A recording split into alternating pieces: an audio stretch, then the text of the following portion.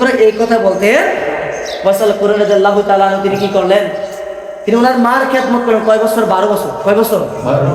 12 বছর কাঁধে রাখা, পিঠে রাখা ওনার মার খেদমত করেছে। ওনার মা হাঁটতে পারে না, চলতে পারে না, ইবাদত বন্দেগি ওনার মাকে সাথে নিয়ে করেছেন। ওনার নাম হচ্ছে ওয়াসাল করণী। সুবহানাল্লাহ। ওয়াসাল করণী রাদিয়াল্লাহু তাআলা আনহু আমার নবী সাল্লাল্লাহু তাআলা সাল্লাম দরবারের মধ্যে যাওয়ার জন্য রওনা হয়ে গিয়েছেন। আমার নবী সাল্লাল্লাহু তাআলা সাল্লাম ডাইকে ওয়াসাল করণী, শোনো শোনো, তুমি আমার দরবারে না আসিয়া তুমি তোমার মার খেদমত করো। তোমার মার খেদমত করলে তুমি ওই খেদমতের উসিলা আমি নবী দোয়া করলাম তোমার স্থান জান্নাতের মধ্যে হয়ে যাবে। সুবহানাল্লাহ। ওয়াইসাল রাদিয়াল্লাহু তাআলা একদিন নবীজির চেহারাগুলো দেখার জন্য পাগল হয়ে গিয়েছেন। মার কাছে বিদায় নিতে রওনা হয়ে গিয়েছেন। আমার নবী সাল্লাল্লাহু তাআলা সাল্লামের দরবারের মধ্যে যখন যাবেন এর আগে আমার নবী বললেন, ও ফাতেমা শোনো, আজকে আমার দরবারের মধ্যে একজন পাগল আসবে। যেই পাগল আমাকে দেখার জন্য সে ওই তার বাড়ি থেকে এই জায়গার মধ্যে আসতেছে। ও ফাতেমা শোনো, তুমি আসলে বলবা যে আমার বাবা আজকে ঘরের মধ্যে নাই। নবীজি ওয়াইসাল রাদিয়াল্লাহু তাআলা তিনি যখন ঘরের মধ্যে প্রবেশ করবেন আগে নবীজি বাইরে হয়ে গিয়েছেন, তখন সালাম দিলেন, আসসালাতু ওয়াসসালামু আলাইকা ইয়া রাসূলুল্লাহ। ঘর থেকে জবাব আসলো, ওয়াইসাল করণী, আপনার আমাদের নবী ঘরের মধ্যে নাই। নবীজি সফরের উদ্দেশ্যে বের হয়ে গিয়েছেন। সুবহানাল্লাহ। ওয়াইসাল রাদিয়াল্লাহু তাআলা আনহু কান্না করতে করতে আবার চলে গেলেন ঘরের মধ্যে, গিয়ে মার খেদমত আবার করতে শুরু করলেন।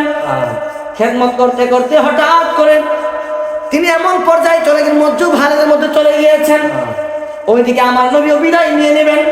আমার নবী সাল্লাল্লাহু আলাইহি সাল্লাম ডাইকে বললেন, ও সাহাবায়ে কেরাম শোনো শোনো, আমার যে জুব্বা মুবারক আছে ওই জুব্বা মুবারক আমি একজনকে দান করব। নবীজি বললেন, জানি আমার জুব্বা মুবারক একজনকে দান করব, তোমরা সবাই আসো। সকল সাহাবায়ে কেরাম আসলেন। আবু বকর সিদ্দিক ভাবলেন যে আমি যেহেতু নবীজির খাস বন্ধু এবং নবীজির শ্বশুর, হয়তো নবীজি আমাকে দান করবেন। সুবহানাল্লাহ। উমর ফারুক আজম ডাইকে বললেন, হয়তো নবী আমাকে দান করবেন। উসমান গনি রাদিয়াল্লাহু তাআলা আয়েশা বললেন, হয়তো নবীজি আমাকে দান করবেন।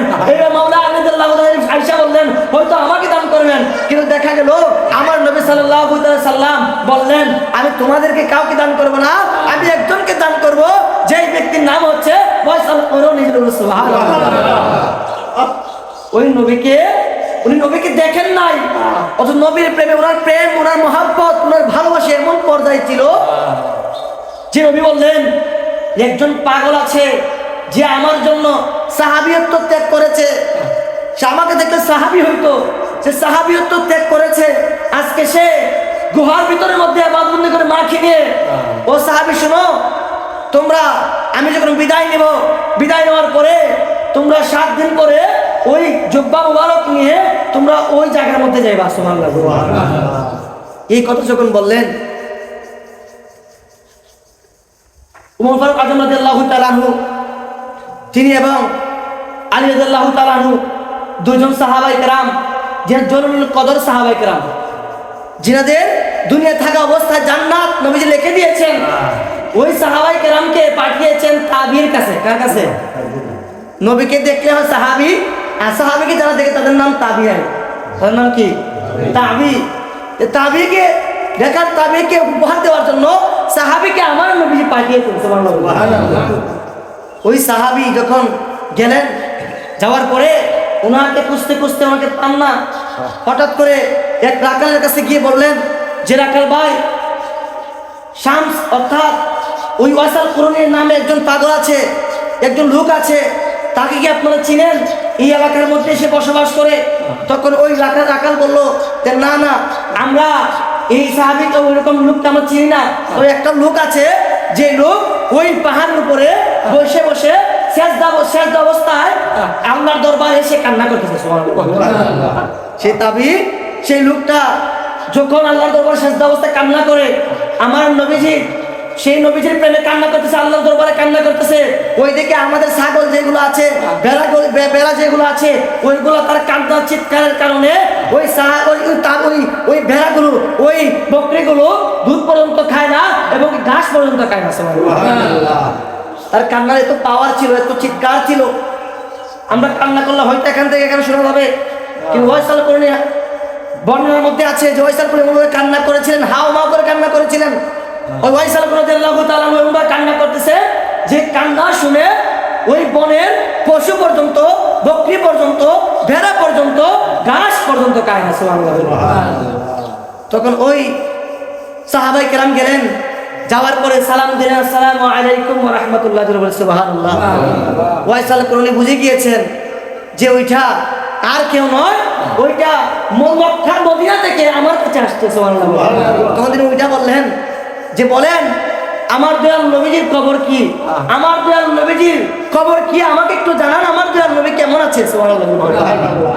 যখন বললেন যে উমর ফারুক আজম বললেন যে আমার দয়াল নবী তো দুনিয়ার মধ্যে আর নাই, তখন ওয়াইসাল করণী রাদিয়াল্লাহু তাআলা আনহু চিৎকার মেরে আবার সিজদার মধ্যে চলে গিয়েছেন, আল্লাহকে বলতেছেন, আল্লাহ আমি এটা মানি না যে আমার দয়াল নবী চলে যাবে, আমি দুনিয়ার মধ্যে থাকবো। আল্লাহু আকবার। ওয়াইসাল কান্না করতেছেন, আমার নবী বলে দিয়েছেন যে তোমরা যখন যাইবা তখন ওই ওয়াইসাল করণীর কাছে দোয়া চাইবা আমার উম্মতের জন্য। ওয়াইসাল করণীর কাছে কি চাইবা? দোয়া চাইবা, সে যেন আমার উম্মতের জন্য দোয়া করে। তখন ওয়াইসাল করণী সিজদার মধ্যে পড়ে গিয়েছেন, সিজদার মধ্যে পড়ে গিয়ে আল্লাহর দরবারে প্রেমের আলাপ করতে শুরু করলেন। আল্লাহ সুবহানাহু ওয়া তাআলা ওনার ফরিয়াদগুলো শুনতেছেন, প্রেমের আলাপ চলছে।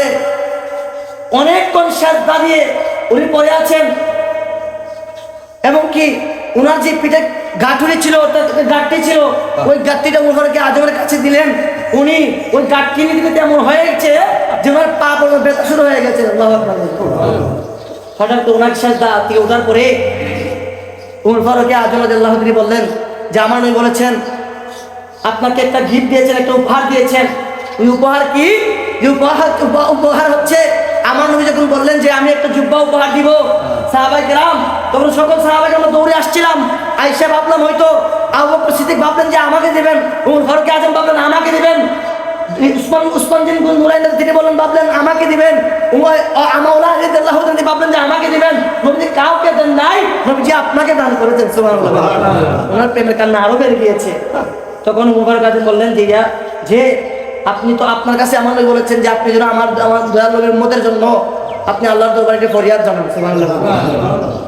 এই ওয়াইসাল করণী সাহাবিয়ত তো একটা মায়ের খেদমতের জন্য, মায়ের খেদমতের জন্য। আজকে আমরা মায়ের খেদমত করি না। অথচ হাদিসের মধ্যে আছে মাকে যে ব্যক্তি রাজি খুশি করতে পারবে তার জন্য জান্নাত, মিফতাহুল জান্নাত তার জন্য। সুবহানাল্লাহ। আল্লাহ সুবহানাহু ওয়া তাআলা জান্নাতের মধ্যে দান করবেন যদি মাকে সে খুশি করতে পারে।